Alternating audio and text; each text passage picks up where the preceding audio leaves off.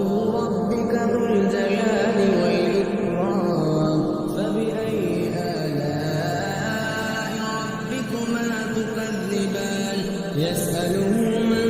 في السماوات والأرض كل يوم هو في شأن فبأي آلاء ربكما تكذبان سنفرغ لكم أيها الثقلان فبأي آلاء ربكما تكذبان يا معشر الجن والإنس إن استطعتم أن تنفذوا من أقطار السماوات والأرض فانفذوا لا تنفذون إلا بسلطان فبأي آلاء ربكما تكذبان يرسل عليكما شواظ من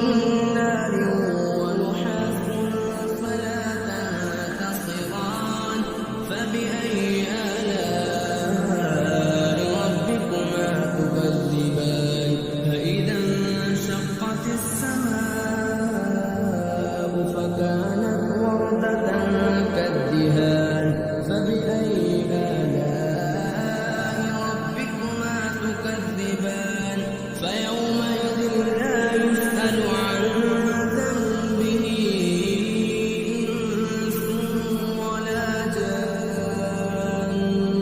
فبأي آلاء ربكما تكذبان يعرف المجرمون بسيماهم فيؤخذ بالنواصي والأقدام